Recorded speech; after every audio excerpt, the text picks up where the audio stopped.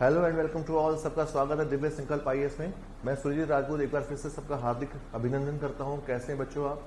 आज आपके लिए एक बहुत ही इंपॉर्टेंट विषय के साथ हम आए हैं और वो कॉन्सेप्ट है जेनेटिक्स के बारे में।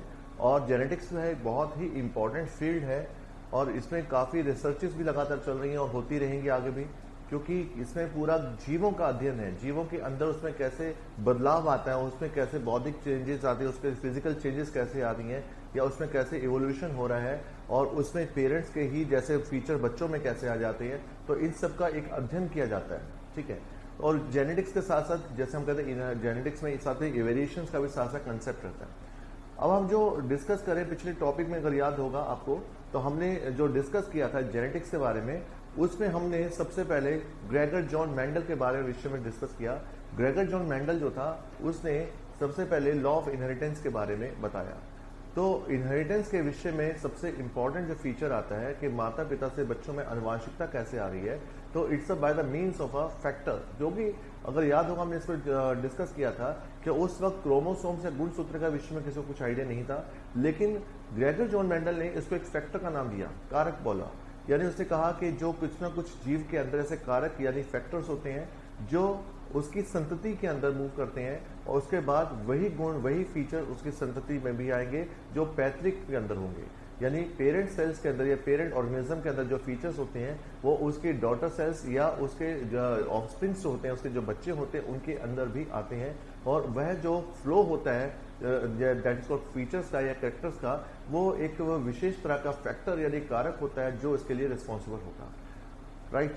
उसके बाद आपको याद होगा हमने डिस्कस किया था, फिर उसने 3 तरह के लॉ दिए जिसको लॉ ऑफ इनहेरिटेंस यानी आनुवंशिकता के नियम भी कहा जाता है। और 3 जो लॉ हैं they are known as a law of dominance जिसको प्रभाविता का नियम कहा गया, या law of independent assortment that is called कि उसके अंदर स्वतंत्र अपव्यूहन का नियम, या लॉ ऑफ सेग्रीगेशन जिसको पृथकता का नियम कहा गया। तो ये 3 तरह के जो नियम है, और आपको बताया था एग्जामिनेशन पॉइंट ऑफ व्यू से बच्चों ये पीसीएस के एग्जाम के लिए बहुत इंपॉर्टेंट क्वेश्चन है जो लॉ पूछे जाते हैं कि इनहेरिटेंस के किसने दिए थे और इनके बारे में आपको आइडिया भी होना चाहिए। उसके बाद हमने डिस्कस भी किया था कि इसका रिसर्च फील्ड क्या था। तो ग्रेगर जॉन मेंडल का जो रिसर्च फील्ड था उसने एक that is a plant which is called street plant या मटर का पौधा कहा गया, और scientific name is called Pisum sativum, यानी कि it's a very important name. और ये again is a very important question जो कि पीसीएस एग्जाम्स आईएएस एग्जाम में पूछे जाते हैं कि इसने किस मटर के पौधे पर अध्ययन किया, ठीक है। और मटर के पौधे का वैज्ञानिक नाम भी पूछा जाता है, तो डू रिमेंबर पाइसम सेटिवम नाम का प्लांट है ये।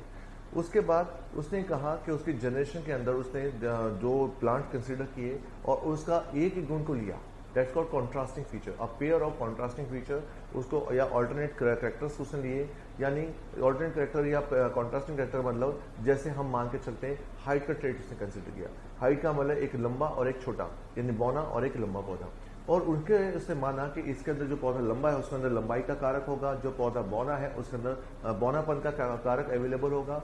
और उसके बाद उसने एक प्लांट के that's a sex cell that's called pollen grains, और दूसरे प्लांट के उसके गाइनोशियम यानी स्त्री के उसे शिफ्ट करा दिए, और उसके बाद देखा उसके अंदर बदलाव आया। और जो बदलाव आया उसको फिर से जो संतति उत्पन्न हुई उनको फिर से आपस में क्रॉस करवा दिया, संकरण करवा दिया, और उसके बाद जो नए प्लांट उपलब्ध हुए उनको वेरिएशन उनको फीचर्स देखा। लेकिन उसने देखा कि इसके अंदर फीचर में बदलाव आया, और कुछ ट्रेड जो थी दैट्स कॉल्ड F1 और F2 जनरेशन के अंदर हम कंसीडर करते हैं। तो F1 जनरेशन का जब संकरण कराया गया तो F2 जनरेशन आई, और F2 जनरेशन के अंदर जो फीचर्स थे वो उसके पेरेंटल ट्रेड के भी कुछ गुण अवेलेबल थे। इसके आधार पर उसने बता दिया कि जो जीन्स होते हैं ये मूव करते हैं, इनहेरिटेंस आता है, यानी फोर फादर के गुण भी बच्चों के अंदर अवेलेबल हो सकते हैं। तो ये इसका एक लॉजिकल कंसेप्ट था। और इसी आधार पे मोनोहाइब्रिड क्रॉस जो हमने डिस्कस किया था पिछली क्लास के अंदर वो जनरेट हुआ। तो मोनोहाइब्रिड दैट्स कॉल्ड जिसको हम एकल संकरा के नाम से जानते हैं, ये नियम शुरू हुआ। उसके बाद बारी आती है एक और फीचर की, और जो कि उसने देखा डाइहाइब्रिड क्रॉस के साथ जुड़ेगा।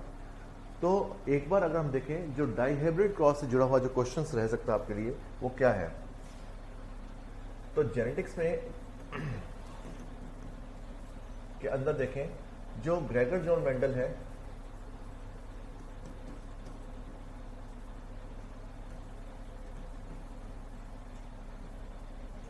इसने डाइहाइब्रिड क्रॉस के बारे में भी डिस्कस किया। ठीक है, तो डाइहाइब्रिड क्रॉस की अगर बात करते हैं तो इसने इसमें पेयर यानी कि 2 पेयर ऑफ कॉन्ट्रास्टिंग ट्रेड को कंसीडर किया। राइट, तो 2 पेयर ऑफ कॉन्ट्रास्टिंग ट्रेड, जिसका मतलब 2 जोड़े विपरीत गुणों को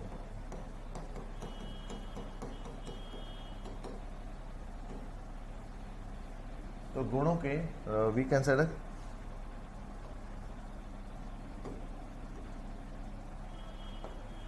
तो दैट इज 2 जोड़े विपरीत गुणों को का आधार बनाया। यानी इस क्रॉस को करने के लिए ग्रेगर जॉर्ज मेंडल ने 2 जोड़े विपरीत गुणों को या कॉन्ट्रास्टिंग ट्रेड को कंज्यूम किया और उसके बाद उन ट्रेड को यानी 2 पौधे से सिलेक्ट किए और दोनों पौधों के अंदर 2 जोड़े विपरीत गुण थे। ठीक है, विपरीत गुण का मतलब है कि जैसे मान के चलें, जैसे हमने उससे माना एक उसे फ्लावर का ट्रेड मान लिया कि एक फ्लावर जो है वो नीले रंग के हैं, उसी के अंदर दूसरा पौधा था उसके अंदर लाल रंग के फूल हैं। ठीक है, तो फूलों का आधार यानी कलर हो गया, एक ट्रेड हो गया।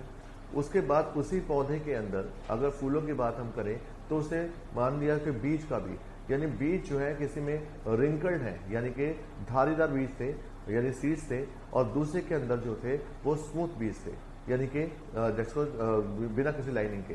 तो ये दूसरा ट्रेड हो गया। ना आप समझ सकते हैं कि 2 जोड़े कंसीडर हुए। मोनोहाइब्रिड में 1 पेयर ऑफ ऑपोजिट ट्रेड थे या कॉन्ट्रास्टिंग ट्रेड थे। डाइहाइब्रिड के अंदर 2 जोड़े विपरीत ट्रेड होंगे। तो इस आधार पर उसने किया। और आप सब जानते हैं अगर हम एक जोड़े को लेकर चलते हैं, राइट, अगर हम एक जोड़े को लेकर चलते हैं तो आपके सामने, क्योंकि दैट्स कॉल्ड 4 प्रोजनी यानी कि 4 जो बीज हैं या 4 जो प्लांट से सीड्स डेवलप होंगे। ठीक है, एक जोड़े के साथ। लेकिन जब आप 2 जोड़े लेते हैं तो 2 जोड़े का मतलब दैट में अगर एक के साथ 4 हैं तो 2 के साथ कितने होंगे, 4 × 4 यानी 16। यानी कि यहाँ पर आपके पास जो 16 प्रोजनी आएंगी। ठीक है, तो दैट मीन्स यहाँ पर जो आपका फीचर आपके लिए काम करेगा वो रहेगा 16 का। पहले में था 4 का। ठीक है, याद होगा मैं 3:1 का, क्योंकि याद that's again is a very important feature, क्योंकि 2 पेयर के अगर हम बात कर रहे हैं अगेन वही चीज के phenotype other is genotype. Right, तो फिनोटाइप और genotype ratio, these are the 2 important features जो कि आपको कंसीडर करने हैं। Right, so phenotype and genotype ratios, ये 2 रेशियोज आपके लिए बहुत ही ज्यादा इंपॉर्टेंट होंगे। जैसे याद होगा हमने मोनोहाइब्रिड में डिस्कस किया था, मोनोहाइब्रिड के अंदर फिनोटाइप रेशियो जो था वो 3:1 का था और जीनोटाइप रेशियो 1:2:1। तो गाइस ये क्वेश्चन आपके लिए बहुत इंपॉर्टेंट है। रेशियो वाइज क्वेश्चन आपको दिया जाता है तो इसको आप अच्छे से करेगा, क्योंकि एग्जाम में जो एग्जामिनर का बहुत ही फेवरेट क्वेश्चन होता है, रेशियोज के ऊपर क्वेश्चन ले जाता है। और आपको याद होगा हमने ये भी डिस्कस किया फिनोटाइप क्या होता है। फिनोटाइप का मतलब एक्सटर्नल ट्रेड, एक्सटर्नल गुण, यानी किसी जीव के अंदर जो एक्सटर्नल फीचर्स पाए जाते हैं तो वह उसके एक्सटर्नल यानी फिनोटाइप्स कहलाएंगे, और जो उसके जेनेटिक्स के अंदर नेचर होता है वो उसका जीनोटाइप कहलाता है। तो ये 2 चीजें आपके लिए भी बहुत ही ज्यादा इंपॉर्टेंट होंगी। अब हम बात करें कि फिनोटाइप रेशियो, अगर हम बात करते हैं डाइहाइब्रिड के अंदर, तो डाइहाइब्रिड के अंदर जो फिनोटाइप रेशियो क्या रहेगा, फिनोटाइप रेशियो में अब देखें तो इसमें हमारे पास 9:3:3:1। ठीक है, तो 9:3:3:1 that's the phenotype ratio in dihybrid cross. Again is a very important question. तो डाइहाइब्रिड क्रॉस का फिनोटाइप रेशियो क्या रहेगा, राइट, तो इसमें फिनोटाइप रेशियो जो है हमारा रहेगा, राइट, तो that's called phenotype ratio is dihybrid cross में ये जाएगा हमारे पास 9:3:3:1, क्योंकि एज आई टोल्ड यू यहाँ पर 16 प्रोजनी आपके पास आएंगी, राइट, और मोनोहाइब्रिड में कितनी थी, 4। यहाँ पर 4 प्रोजनी थी यानी 4 संतति थी, यहाँ पे 16 आपके पास संतति होंगी। तो 16 के हिसाब से आप देखें 9:3 यानी 12, 3 + 3 15 और एक आपका 16, यानी कि टोटल हमारे पास 16 आपका यहाँ पे प्रोजनी आएंगी। तो 9:3:3:1 इज वेरी इंपॉर्टेंट आपके पास रेशियो है। राइट। तो this is a very important feature जो कि आपको इसमें कंसिडर करना होगा, राइट। तो इसके बाद जीनोटाइप रेशियो, अगर हम जीनोटाइप रेशियो की बात करते हैं तो जीनोटाइप रेशियो जो रहेगा इसमें 1:2:1, देन 2:4:2:1:2:1। तो अब आप देखें, दैट मीन्स 3, 1 4, 2 6, 4 10, 2 12 और 1 13, 2 15 और 1 16, यानी कि ये हमारे पास आता है जीनोटाइप रेशियो।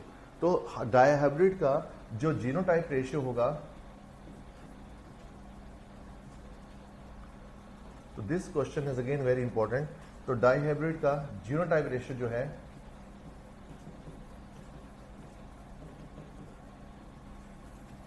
दिस वन, ठीक है। तो डायहाइब्रिड का genotype ratio 1:2:1, 2:4:2:1:1:2:1। That is a important feature जो आपको डायहाइब्रिड में समझना है। तो फ्रेंड्स, यहां पर हमने इन दो चीजों को कंसिडर किया। तो डायहाइब्रिड क्रॉस आपके लिए बहुत जो इसका रेशियो है वो आपके लिए काफी इंपॉर्टेंट है, क्योंकि आपने वहां पे क्रॉस करके नहीं दिखाना, लेकिन रेशियो पे क्वेश्चन आपका जनरेट होता है और यहां पर आपको ध्यान देना है कि रेशियो में गलती ना करें आप, ठीक है। तो यहां पर हमने डायहाइब्रिड को देखा। तो दैट मीन्स ये चीज क्लियर होगी आपको कि डायहाइब्रिड जो रेशियो होता है इट इज ऑलवेज, ये डायहाइब्रिड रेशियो जो होता है इट इज ऑलवेज, इसके अंदर हम कौन से ट्रेड लेते हैं, इसके अंदर हम जो ट्रेड लेते हैं वो रहेंगे, that means two pair of contrasting trade, right. जैसे हमने एग्जांपल आपको दे दिया कि जैसे हम इसमें कोई भी ट्रेड कंसीडर कर सकते हैं। जैसे हमने पॉड का ले लिया है, the shape of the pod जो है वो कैसी है, वो स्ट्रेट पॉड है, यानी कि पॉड मीन्स फली, तो मटर के पौधे की फली वो कैसी है, ठीक है, वो कर्व्ड है या फिर वो स्ट्रेट है, ये का गुण हो गया आपके पास। सीड्स कैसे हैं, वो रिंकल्ड है या स्मूथ है, ये दूसरा ट्रेड हो गया। या दो ट्रेड को लेकर अगर हम करते हैं तो भी अलग आ गया। या अगर हम कलर ऑफ द फ्लावर्स के ऊपर डिस्कस करते हैं, वो वायलेट कलर का फूल है, जो रेड कलर का फूल है अगर सपोज, ठीक है, ये एक ट्रेड हो गया। और इसके साथ आपने कोई और दूसरा ट्रेड भी इसमें कंसिडर कर लिया, चाहे आप पॉड का कलर ले लें या कुछ और ले लें। तो कहने का मतलब है कुल मिलाकर के इसमें मेंडल ने ये दो तरह के गुणों को कंसिडर करके इस पे रेशियो निकाला, और ये रेशियो आपके एग्जामिनेशन पॉइंट ऑफ व्यू से बहुत ही ज़्यादा इंपॉर्टेंट होगा। और ऐसे उम्मीद करते हैं कि ये चीज़ भी आपको क्लियर होगी और ऐसे ही इंपॉर्टेंट चीज़ों के साथ हम आपको मिलते हैं नेक्स्ट सेशन में। तब तक के लिए जय हिंद, जय भारत।